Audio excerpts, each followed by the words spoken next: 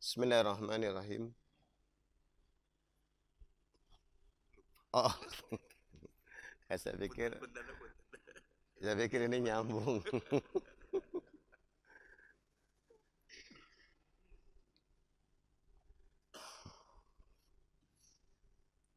Bismillahirrahmanirrahim. Assalamualaikum warahmatullahi wabarakatuh. Innal hamdalillah nahmaduhu wa nasta'inuhu wa nastaghfiruh wa na'udzu billahi min syururi anfusina wa min sayyiati a'malina. May yahdihillahu fala mudilla lahu wa may yudlilhu fala hadiyalah. Asyhadu an la ilaha illallah wahdahu la syarika lah wa asyhadu anna Muhammadan abduhu wa rasuluhu alladzi la nabiyya ba'dah. Faqad qala Allah ta'ala fil Qur'anil Karim, a'udzu billahi minasy syaithanir rajim. Walladzi anzala 'alaikal kitaba minhu ayatun muhkamat hunna ummul kitab wa ukharu mutasyabihat. Fa ammal ladzina fi qulubihim zaygun fayattabi'una ma tasyabaha minhu ibtigha'al fitnah wa ibtigha'a ta'wilih. Wa ma ya'lamu ta'wilahu illallah warrasikhuna fil ilmi yaquluna amanna bih kullum min indi rabbina wa ma yadhakkaru illa ulul albab.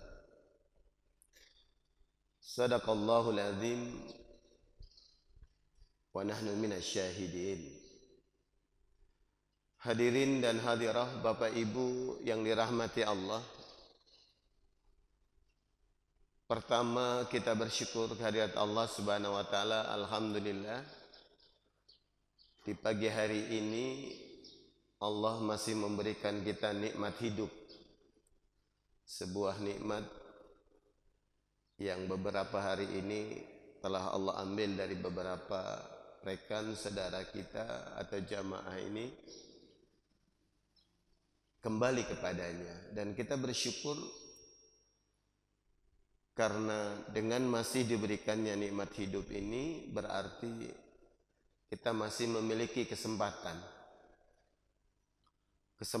untuk memantaskan peran pengabdian kita kepada Allah Subhanahu wa taala melalui aneka peribadatan yang disyariatkan olehnya. Mudah-mudahan di pagi hari ini yang cukup cerah ya, karena alhamdulillah biasanya kemarin hujan, ini sepanjang jalan tidak hujan gitu. Kita insya Allah ya, akan melanjutkan kajian kita terkait dengan ayat-ayat sains ya. Mudah-mudahan kajian ini membuka mata hati kita semua dan kesadaran betapa Allah Subhanahu wa taala telah menyiapkan banyak hal untuk kita agar posisi dan kedudukan kita sebagai muslim itu adalah al-a'la, yang ditinggikan oleh Allah Subhanahu wa taala, bukan direndahkan ya. Kita bersyukur, mudah-mudahan ini juga akan memotivasi kita semua untuk senantiasa bertadabbur ayat-ayat Allah Subhanahu wa taala, karena di dalam surat Shad 38 ayat 29 salah satu pintu keberkahan yang Allah hadirkan melalui Quran ini adalah liyadabbaru ayatihi, yaitu tadabbur ayat-ayat Allah Subhanahu wa taala. Salawat dan salam senantiasa Allah curahkan untuk suri tauladan kita Nabiullah Muhammad Rasulullah sallallahu alaihi wa alihi wasallam. Bapak Ibu yang dirahmati Allah, pagi hari ini kita akan bicara tentang teknologi yang hari ini cukup masif ya.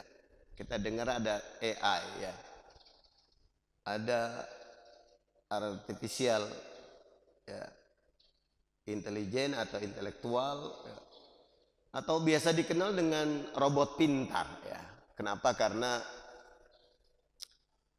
beberapa minggu ini banyak kecaman di media massa terkait dengan robot yang ditampilkan oleh salah satu institusi di negara kita, dalam hal ini adalah kepolisian, menunjukkan mereka punya robot yang bisa mendeteksi beberapa potensi bom dan lain sebagainya. Disebutkan berbiaya lebih dari 200 miliar atau sekian, yang ternyata ketika di browsing harganya sangat lebih murah. Jadi kok bisa seharga semahal itu? Bapak Ibu yang dirahmati Allah, terkait dengan masalah AI ini sebenarnya tidak hanya terkait dengan robot ya. Karena kalau Bapak Ibu punya WA sekarang ada Meta ya. Meta itu tinggal kita tanya dia akan jawab. Ada ChatGPT. Ada lagi Google Gemini ya. Beberapa pekan ini saya coba belajar tentang bagaimana bikin video story tanpa harus menghadirkan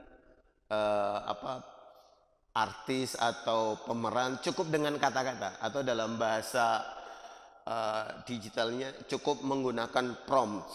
Prompts itu kata-kata yang bisa dibaca oleh mesin atau oleh mesin pintar ini, dibaca algoritmanya, lalu muncul gambar yang akan tampil sesuai dengan imajinasi kita. Dan bertebaranlah di media massa, di media sosial tentang video ya. Kalau jadi wali kenapa Bapak korupsi? Karena kalau rezeki halal itu tidak bisa menumpang gaya hidup haram misalkan, lu ketawa-tawa gitu Pak ya. Nah, mungkin Bapak-bapak udah lihat ya. Tapi artinya bahwa fenomena ini sudah masuk dalam dunia kita. Kita sudah masuk dalam satu dunia di mana proses digitalisasi ini sudah sangat masif. Ya. Nah, pertanyaannya adalah bagaimana Islam mendudukan masalah ini. Ya. Bapak Ibu yang dirahmati Allah, kecanggihan teknologi ini juga mulai ramai dibicarakan, khususnya adalah teknologi tentang peluru kendali.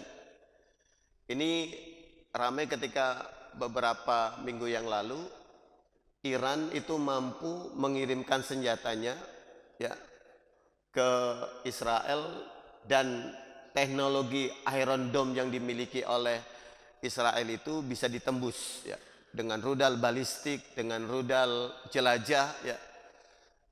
Kalau rudal balistik nembaknya ke atas dulu ya. Kalau jelajah itu dia akan turun, dia bisa ngikutin alur tanah yang dituju sehingga dia tidak bisa dideteksi oleh radar musuh begitu. Dan ternyata tidak hanya itu Pak. Kemarin juga kita bisa melihat bagaimana drone ya, pesawat atau nirawak, pesawat tanpa awak yang bisa dikirim dan lain sebagainya. Dan memang ke depan bisa jadi bentuk peperangan itu seperti itu. Artinya peran manusia itu semakin berkurang.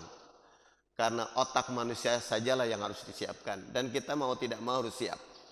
Tapi satu hal yang menarik Bapak Ibu yang dirahmati Allah. Kalau kita memperhatikan peperangan yang kemarin terjadi antara Iran dan Israel.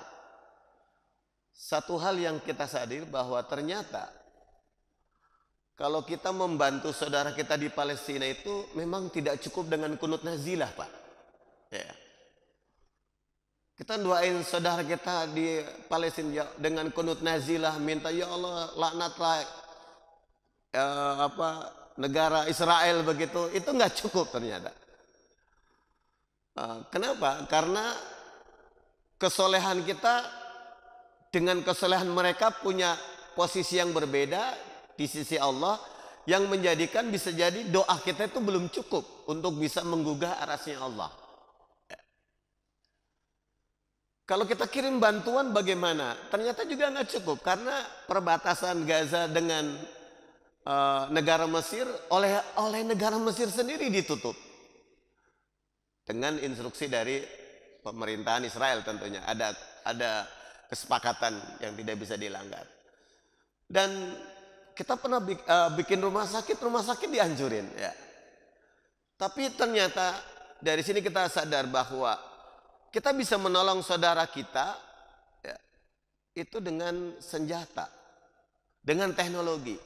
Karena Israel baru mau tunduk dan meminta Amerika untuk mengajukan perjanjian ya, gencatan senjata itu karena negara mereka mulai bisa dimasukin peluru-peluru kendali Iran yang jarak tempuhnya udah di atas 1.300 km begitu. Dengan senjata yang dimiliki oleh Iran itu bisa ditempuh dengan 13 sampai 15 menit, itu dari Iran dipencet langsung nyampe. Ada yang bisa sampai 8 jam, itu yang jelajah, dia turun di bawah, tidak dari atas. Ya. Jadi Bapak Ibu yang dirahmati Allah, ternyata untuk menundukkan ketakaburannya bangsa yang sangat kejam terhadap masyarakat muslim di sana, yang dulu tahun 1900 awal 1940-an ketika kapal Hagana yang memuat setelah perang dunia kedua membawa imigran Israel ditolak di beberapa negara oleh Yunani, akan ditembak kapalnya, terus oleh Inggris juga sama diusir, sampai justru yang menerima dan menampung adalah kan negara Palestina pada waktu itu. Ya, ternyata sekarang dihabisi kan begitu. Jadi Bapak Ibu yang dirahmati Allah, dari fenomena ini ada satu hal yang ingin saya sampaikan, bahwa ternyata kalau kita lihat sejarah, bahkan kalau kita mundur ke tahun 1453, ketika Muhammad Al-Fatih menaklukkan Konstantinopel yang kemudian berubah menjadi Islambul atau kita kenal dengan istilah Istanbul ya. Itu di Turki sana begitu, itu ada diorama. Kalau Bapak Ibu pernah pergi ke sana, itu ada satu diorama, satu tempat yang menggambarkan bagaimana penaklukan kota Konstantinopel pada waktu itu. Itu kita bisa melihat. Jadi masuk gedung agak turun ke bawah, tapi posisinya kita bisa lihat itu seperti ini, ada daun begitu. Kita bisa lihat bagaimana proses dulu Muhammad Al-Fatih menaklukkan Konstantinopel. Bapak Ibu yang dirahmati Allah, ternyata kalau kita mundur ke belakang, kemampuan orang Islam menaklukkan Eropa, khususnya kekuatan Romawi Timur yang ada di Konstantinopel, itu juga disertakan di dalamnya kemampuan teknologi yang tertinggi di era itu, yaitu dalam bentuk meriam. Ya. Meriamnya paling besar, ya. Mungkin kalau khas Betawi ada meriam Jaguar begitu Pak Bu ya. Dan memang teknologi meriam ini dari tahun 1400-an sudah berkembang. Bahkan sampai sekarang di Museum New York itu ada meriam peninggalan dari kerajaan Majapahit.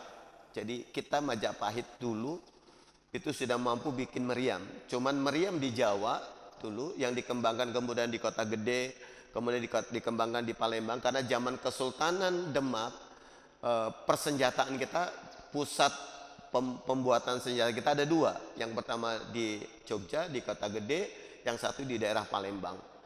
Itu kita sudah bisa menciptakan alat-alat perang yang pada waktu itu yang menjadikan Portugis juga belum bisa masuk, karena kita memiliki senjata lengkap pada waktu itu.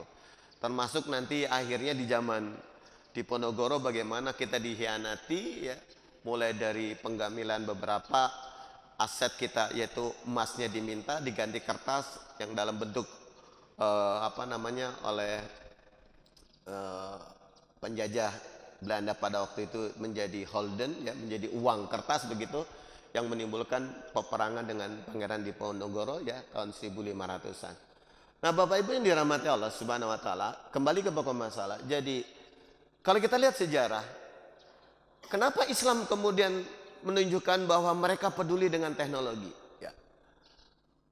Kemudian juga hari ini kita lihat bangsa Iran yang diperselisihkan tentang status keislamannya karena mengatakan Syiah bukan bagian dari Islam gitu. Syiah adalah sekte tersendiri dan lain sebagainya. Kita tidak bicara di aspek itunya, tapi kita ingin bicara bahwa teknologi yang bisa hanya teknologi hari ini yang bisa menyadarkan bangsa yang sangat kejam ya, yang tidak peduli dengan aturan, yaitu bangsa Israel, yaitu teknologi dalam hal ini adalah teknologi penjelajah rudal peluru kendali. Nah, Bapak Ibu yang dirahmati Allah, pertanyaannya adalah bagaimana Islam memandang masalah ini. Di kita ada satu ayat Pak Ibu yang seringkali menjadi menjadi pintu masuk munculnya kekhawatiran ya, ketika kita menggali hal-hal yang bersifat fenomenologi ya. Apa? Ayat ini adalah yang saya baca tadi di surat Ali Imran ayat ke-7. Di ayat ini Bapak Ibu, Allah Subhanahu wa taala berfirman, "Wallazi anzala 'alaikal kitaba minhu ayatum muhkamat hunna umul kitab wa ukharu mutasyabihat." Di ayat 7 Pak Ibu, ada dua ayat yang Allah tunjukkan dari kitab ini. Yang pertama ada ayat yang disebut dengan muhkamat. Yang kedua mutasyabihat. Muhkamat itu apa? Muhkamat itu kalau dilihat dari aspek terminologinya, itu adalah sesuatu yang mengandung muatan hukum. Atau sesuatu yang mengandung ketentuan yang ketentuannya bersifat tauqifiyah. Apa itu tauqifiyah? Ketentuan yang cara penunaiannya langsung bisa lihat cara yang dilakukan oleh Nabi Muhammad Sallallahu Alaihi Wasallam. Contoh ayat muhkamat apa? Salat, aqimus salat wa atuz zakat. Bagaimana cara menerapkan salat? Bagaimana cara menunaikan zakat? Langsung lihat Rasulullah Sallallahu Alaihi Wasallam bagaimana salat.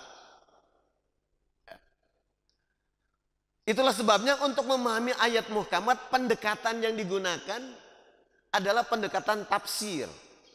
Pendekatan bagaimana kita mencoba membedah korelasi ayat dengan ayat, baik tafsirul ayat bil ayat, tafsirul ayat bil hadis, ya, atau tafsirul ayat bil kauniyah, menafsirkan ayat dengan fenomena yang ada. Itu pendekatannya. Yang implementasinya harus mau nggak mau ngikutin Nabi Muhammad Sallallahu Alaihi Wasallam. Ini ayat muhkamat. Tapi ada ayat yang kedua yang disebut dengan mutasyabihat. Mutasyabihat adalah ayat-ayat Allah yang ketentuannya itu bersifat terbuka, digali oleh pikiran manusia. Yang kecenderungan pendekatannya disebut dengan takwil. Takwil itu adalah menggali sesuatu dari asal usulnya. Jadi kalau bahasa kita dari kronologisnya dari mana ya, karena takwil itu dari bahasa awwala yu'awilu takwil. Jadi mengkaji asal usul sesuatu. Nah, Bapak Ibu yang dirahmati Allah, kalau mutasyabihat bersifat open, terbuka, sementara muhkamat bersifat tertutup. Muhkamat panduannya, implementasinya langsung lihat Rasul. Kalau mutasyabihat dibuka oleh Allah sampai kapan? Sampai kiamat. Nah, itulah sebabnya kalau kita berhitung dengan ayat-ayat tahkim, ayat-ayat hukum, ya, beberapa ulama-ulama tafsir menyebutkan ayat-ayat hukum tidak lebih dari 300 ayatan. Sisanya kalau kita berhitung dengan hitungan 6.000 ayat, masih ada 5.700 ayat atau 5.600 ayat ini yang bersifat open. Yang itulah yang kemudian dipahami dengan ayat kauniyah, atau dalam bahasa umum disebut dengan ayat mutasyabihat. Nah, ayat ini Pak, Ibu, ayat ke-7 surat Ali Imran ini, Allah tidak mencela mutasyabihat. Justru Allah Subhanahu wa taala mengajarkan bagaimana mensikapi ayat mutasyabihat. Bagaimana cara mensikapi ayat mutasyabihat? Maka yang pertama diluruskan pondasinya. Warasikhuna fil ilmi yaquluna amanna bihi kullum min indi rabbina wa ma yadzakaru illa ulul albab. Pondasi yang dibangun kalau kita bicara tentang ayat-ayat mutasyabihat adalah keimanan bukan untuk mengambil fitnah, tapi semata-mata menjadikan ayat itu jalan pengabdian. Nah, dari sinilah kemudian Bapak Ibu kenapa orang Islam zaman dahulu itu multi talent. Contoh, pengembangan teknologi tadi, pengendalian jarak jauh yang kita sebut dengan rudal tadi, Pak. Itu ilmu yang diambil, Pak Ibu, basic ilmunya adalah ilmu yang dikembangkan oleh Al-Khawarizm. Al-Khawarizm ini ya, itu namanya Muhammad bin Musa, lahir 750 Masehi. Lahir di daerah namanya Al-Khawarizm, daerah Uzbekistan. Nah, beliau mengeluarkan sebuah penemuan yang sangat fenomena adalah penemuan angka 0. Dari angka 0 inilah kemudian menjadi pintu masuk digital, teknologi digital. Makanya Bapak Ibu, kita bisa berhubungan dengan orang jarak jauh itu nomornya harus dari 0 berapa. Kalau kita negara Indonesia dikenal dengan 061 Pak ya, 62. Indonesia 062 ya. Ada 02. Kita punya handphone nomor depannya harus pakai 0. Itu 0 itu adalah pintu masuk ke dunia maya. Dan ini ilmunya itu ilmunya orang Islam, Pak. Tesla mengembangkan sekarang yang namanya mobil autopilot yang nanti diduplikasi dikembangkan juga oleh China dengan BYD-nya. Itu dia memandu mobil bisa jalan sendiri tanpa harus pakai supir. Tinggal masukkan algoritmanya, titiknya di mana, diklik, mobil itu akan dipandu, dipaksa ngikutin panduan yang ada. Sudah selesai. Termasuk senjata rudal jarak jauh pengendali itu menggunakan begitu, Pak.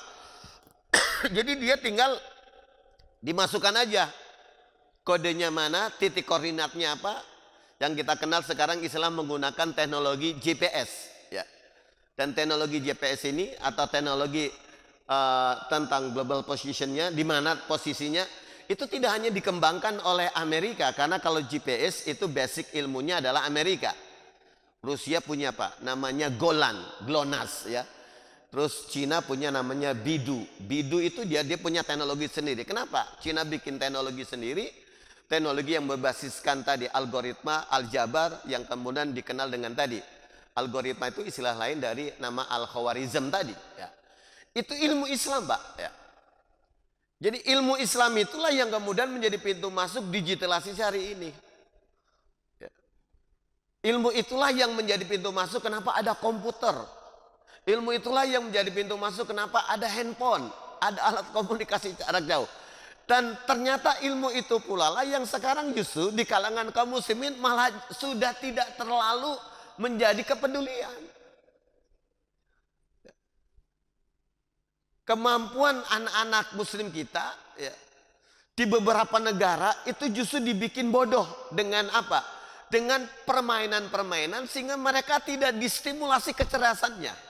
Padahal kecerdasan yang paling basic, Pak Ibu yang dirahmati Allah, itu adalah kecerdasan yang terkait dengan aljabar, hitung-hitungan, matematika atau ilmu dasar sebenarnya. Tapi sekarang matematika itu menjadi ilmu yang menakutkan. Di samping ilmu dasar tentang membaca. Nah, Bapak Ibu yang dirahmati Allah Subhanahu wa taala. Nah, ilmu tentang berbasiskan angka 0 tadi yang notabene ditinggalkan oleh siapa?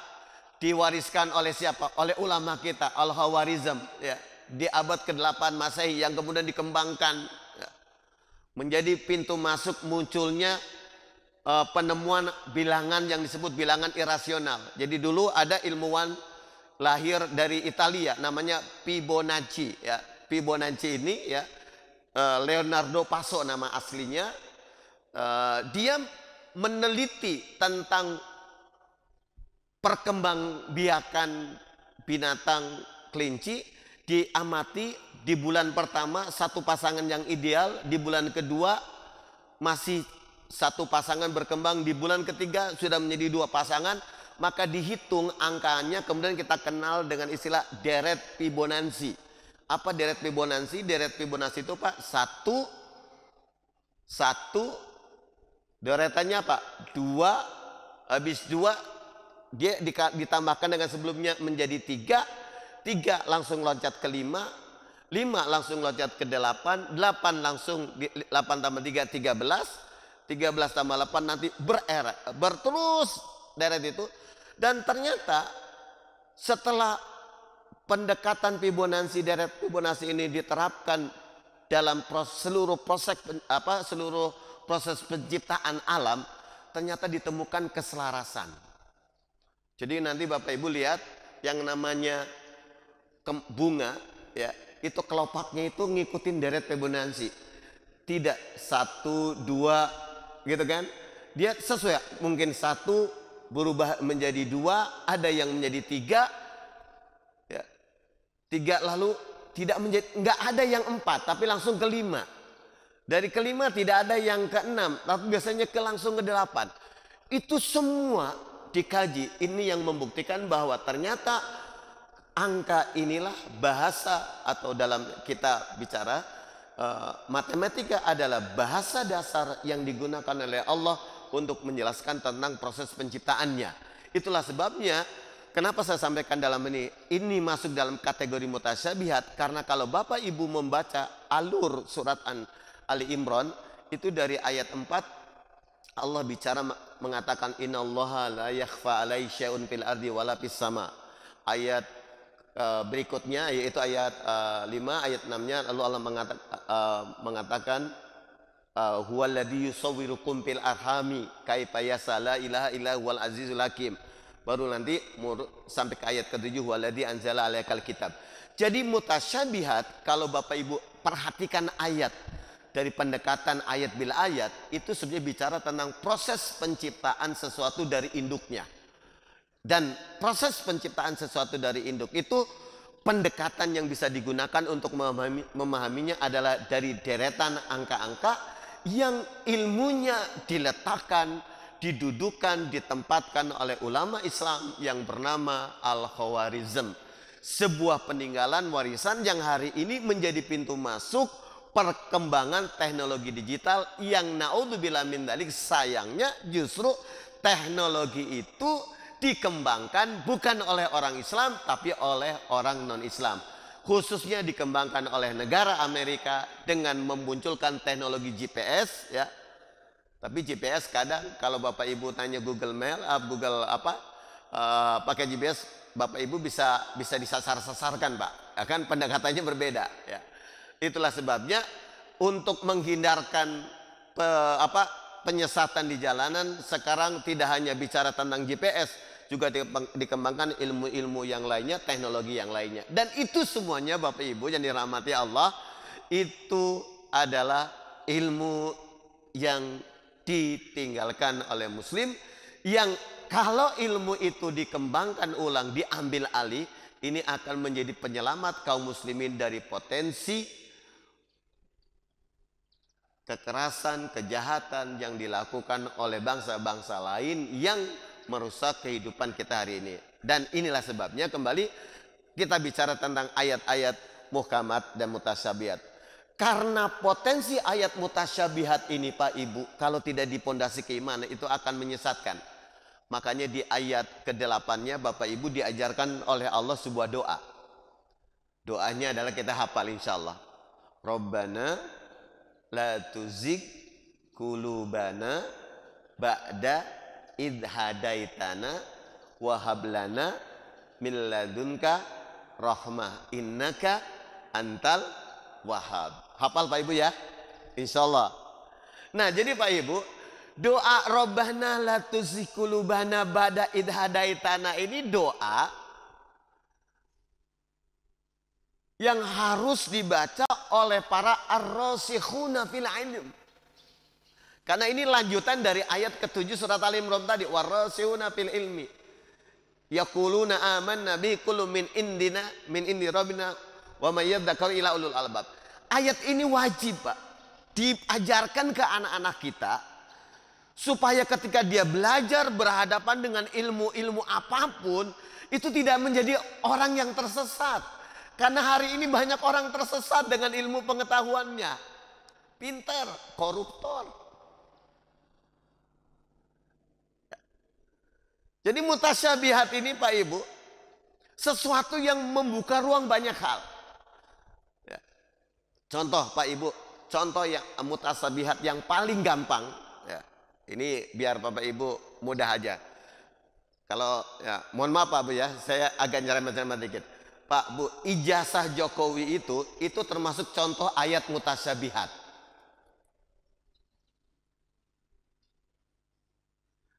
Bisa dipahami Pak? Karena mutasyabihat itu kan arti asal tasyabaha, menyerupai. Kalau dalam bahasa kriminologi identik, tapi bukan otentik. Ya. Itu mutasyabihat Pak. Kan ijazah alumni dari sarjana kedokteran itu kan identik kata kepolisian, tapi bukan otentik. Maka kemarin gelar perkaranya rame. Nomornya. Jadi identik bukan otentik. Kenapa? Karena identik itu bukan berarti otentik, tidak origin. Nah, kalau bahasa umumnya tasyabaha itu ini yang menarik. Karena kalau di dalam hadis ada yang namanya syubuhat. Syubuhat beda dengan mutasyabihat Pak Ibu. Kalau mutasyabihat itu bersifat resiprok karena dia menggunakan wazan mutafa'ilun. Wazannya tafa'ala, ya tafa'alu, tafa'ulan. Mutafa'ilun, mutafa'alun. Jadi mutasyabihat, mutafa'ilun, isim fa'il dari kata tasyabaha. Sesuatu yang bisa menyerupai dengan yang lainnya. Kalau kita tidak punya panduan dan dasar memahaminya, karena itu identik, maka dia bisa tersesat. Maka hujannya tadi, ijazah ini identik. Kenapa? Karena ada yang mengaku badannya yang mewakili, dikatakan mewakili bahwa itu adalah asli. Walaupun fakta-fakta ilmiahnya itu menunjukkan bisa ditelaah dari aspek word yang digunakan dan lain sebagainya. Bahkan dimasukkan itu tidak lebih sudah masuk tahun 2000-an. Diteliti Pak ya. Sekarang kan bisa catatan ini bisa dicek dari aspek ini kapan munculnya, datanya di mana, itu karena sudah menggunakan itu bagian dari teknologi blockchain Pak. Itu nggak bisa dipalsu Pak, sampai kapanpun nggak bisa ya, karena dia langsung terdata, nggak bisa kecuali di delete pun kalau bisa ada yang sudah ke-share ke orang lain itu nggak bisa dihapus. Nah, kenapa itu kita harus baca doa tadi Pak? Rabbana la tuzigh qulubana. Karena ketersesatan yang paling membahayakan kehidupan adalah ketersesatan karena keilmuan. Orang pintar salah dengan orang bodoh salah itu lebih berbahaya orang pintar salah daripada orang bodoh salah Pak.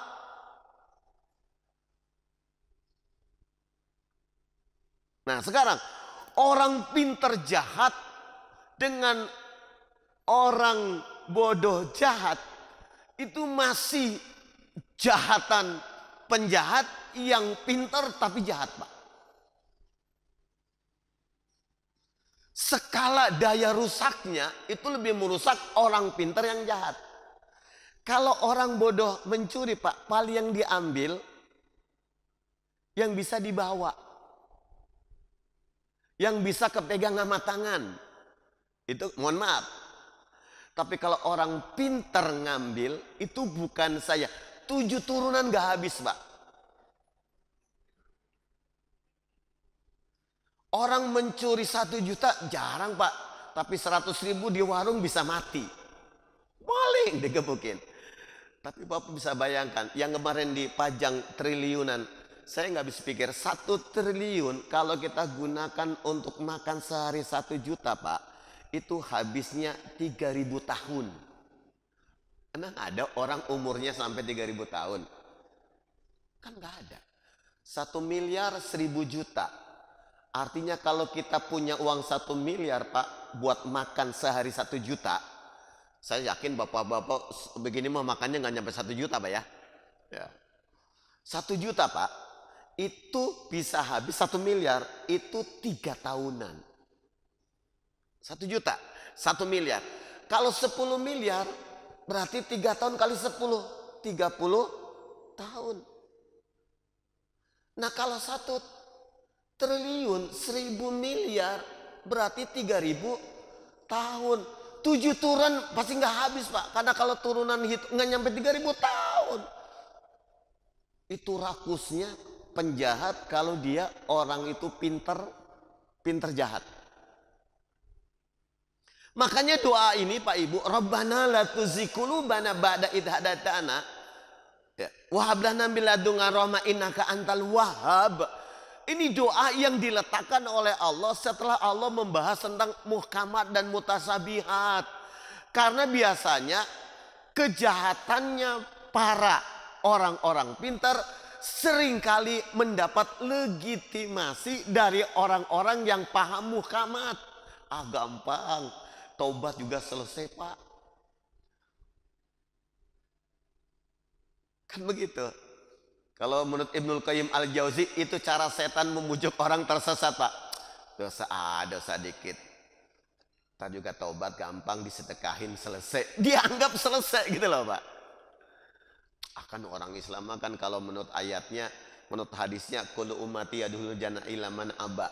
Selama-lamanya kita masuk neraka nggak abadi juga. Ada yang begitu Pak bahasanya. Nah, ente berani bertaruh dengan bahasa seperti itu, ente nggak tahu di neraka kayak apa. Kan begitu. Hadirin yang dirahmati Allah Subhanahu wa taala. Jadi kembali, Rabbana la tuzigh qulubana ini doa yang Allah ikat dengan mutasyabihat dan muhkamat. Nah, mutasyabihat ini adalah tadi identifikasi sesuatu yang memiliki keidentifikan. Sesuatu yang bisa memiliki kesetaraan, persamaan, ada syabahannya. Yang kalau dalam bahasa ilmu sosial disebut fenomena. Sesuatu yang bisa terlihat dari pandangan umum, lalu kita tangkap ada apa ini? Ini fenomena apa ya? Ah, begitu.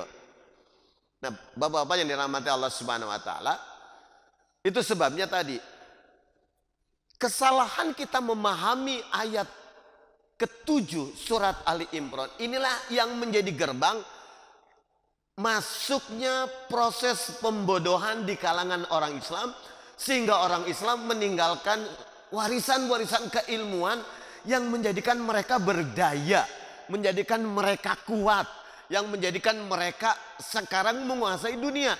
Ilmu yang ditinggalkan oleh generasi awal kita lah yang diambil, dan kita hanya yang menjadi korbannya.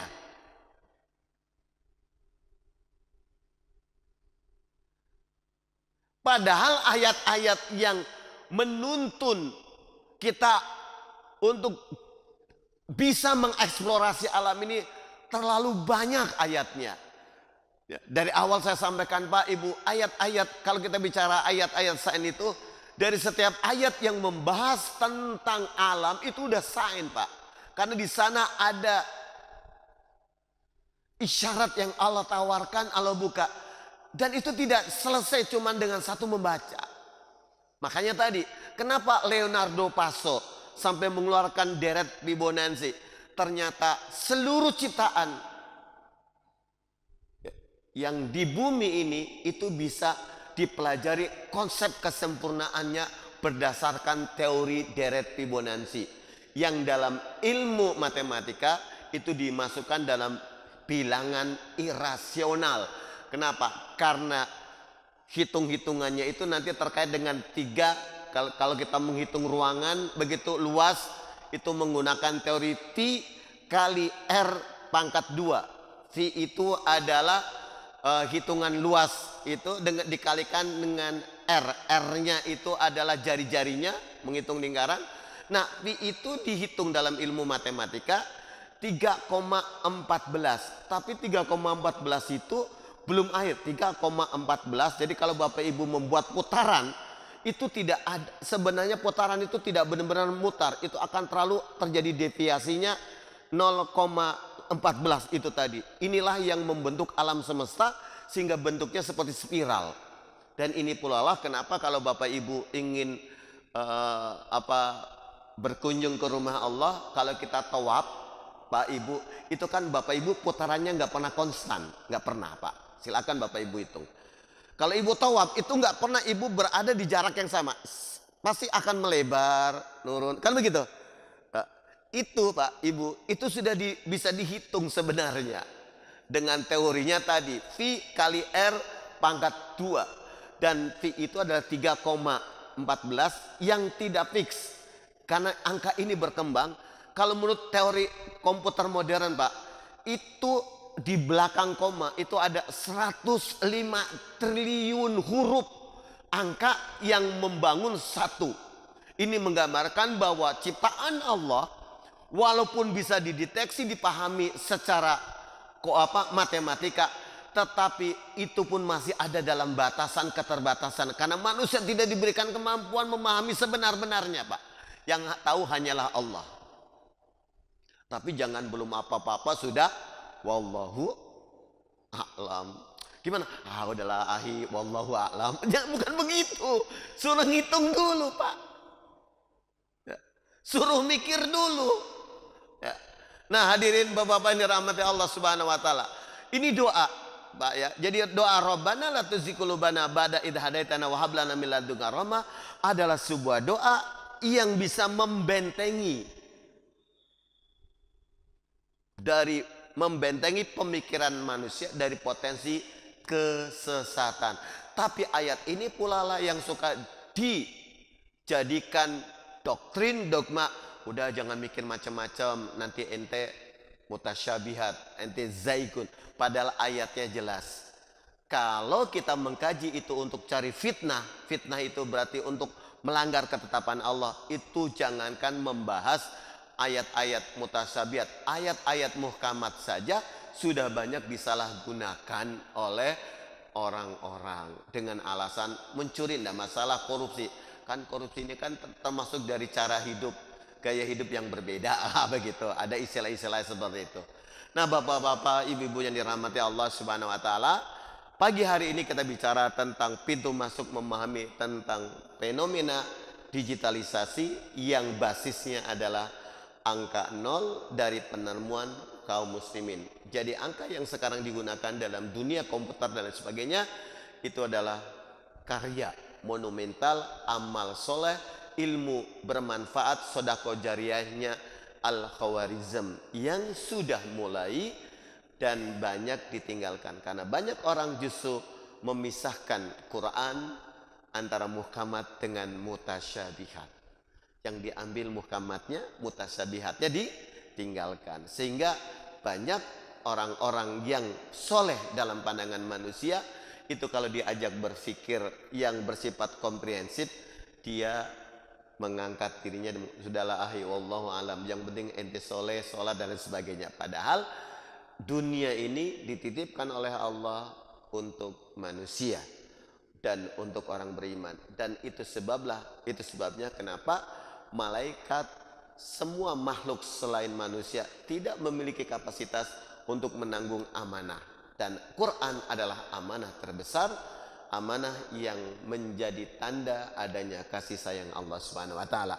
Itu sebabnya mudah-mudahan Bapak Ibu yang pagi hari ini rajin ikut kajian, tidak hanya di hari ini dan beberapa hari lalu mengkaji Quran, semoga Bapak Ibu tetap dikukuhkan kasih sayangnya oleh Allah Subhanahu wa ta'ala, dan ayat yang kita baca betul-betul menjadi ayatul rahman, tanda kasih sayangnya Allah Subhanahu wa ta'ala. Sampai di sini, jika ada yang mau ditanyakan silakan. Jika tidak ada berarti kita akhiri. Itu aja, selesai ya Pak Bu ya.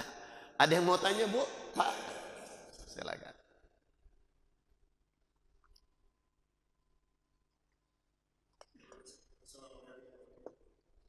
Waalaikumsalam warahmatullahi wabarakatuh.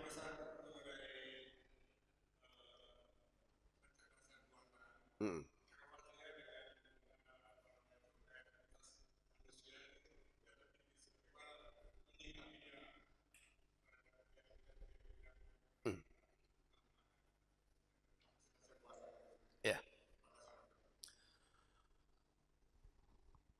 Pertama, terima kasih Pak pertanyaannya. Kita memang mau tidak mau Pak Ibu akan berhadapan dengan perjalanan waktu. Saya melihatnya kecerdasan buatan ini semakin meyakinkan saya, Pak, bahwa surga itu sangat indah. Karena manusia ciptaan Allah saja bisa menciptakan kecerdasan buatan. Bagaimana Allah Subhanahu wa taala menyiapkan kecerdasan